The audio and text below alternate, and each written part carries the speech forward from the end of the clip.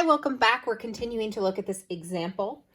In our last video, we checked our assumptions and found that we are allowed to conduct inference. And our next question says, conduct a 95% confidence interval estimate of the mean amount of coffee dispensed.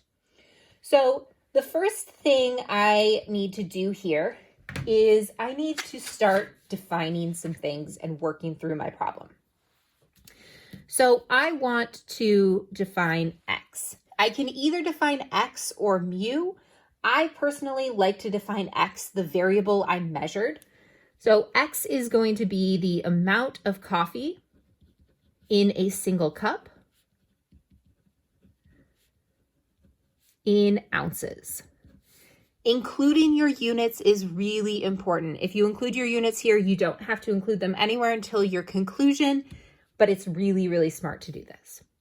So my sample size is 20. I got 20 cups of coffee to do this. And I now need to get my X bar and my sample standard deviation. So I need N, X bar, and S. So to do that, I'm going to go to my calculator. I have already input the data into my calculator when I looked at it.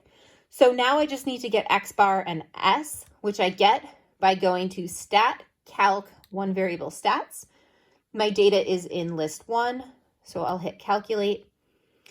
And this tells me that I have a mean of 9.845 and a standard deviation of 0.1986.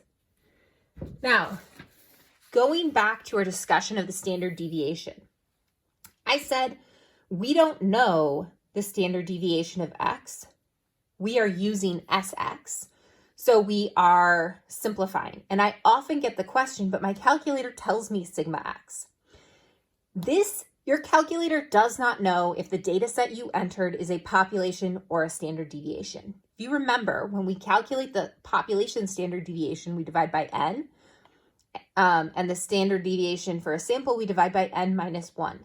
That difference between N and N minus 1 is why these two values are different.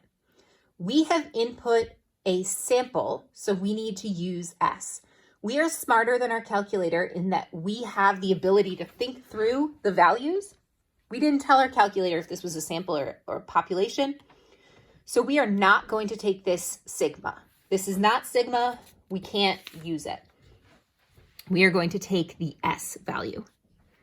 Okay, so now that I have that, I want to calculate my degrees of freedom, which are N minus 1.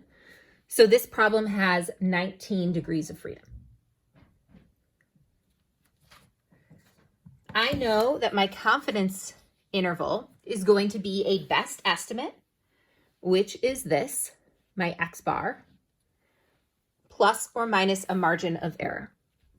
My margin of error is going to be my critical value T star multiplied by the standard error of X bar. So now I need to find those two values. I have a 95% confidence interval. So my confidence level is 95%. So my T star for 19 degrees of freedom, and I'm just going to get in the habit of writing the degrees of freedom right there next to T so that I don't lose it. I'm going to go to my table. I really like this table for finding your T values because it's so easy. I think it's actually easier than the calculator, and you have it for the AP exam. So I have 95 degrees of freedom, and I have a 95% confidence level and 19 degrees of freedom, 2.093. 2.093. So I got that from the table. Again, if I want to use my calculator, I am going to go to inverse T, option 4, 95% confidence. This is 19 degrees of freedom, 2.093. You'll notice this is giving me a negative value, just make it positive.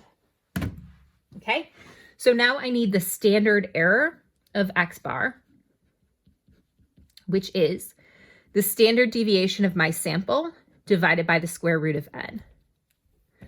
going to my calculator, 0.1986 divided by the square root of 20 gives me 0.044.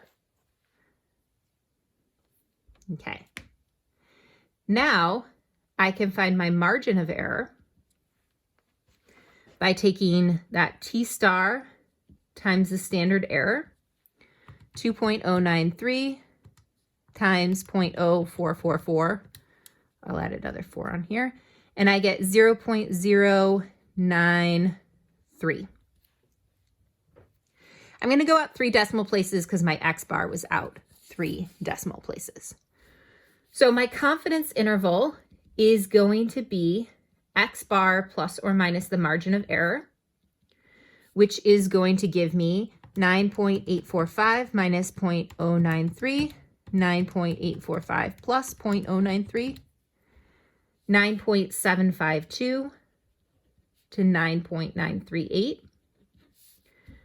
So we are 95% confident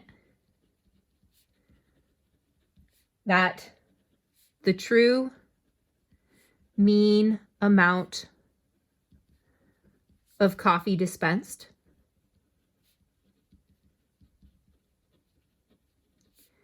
is between 9.752 and 9.938 ounces.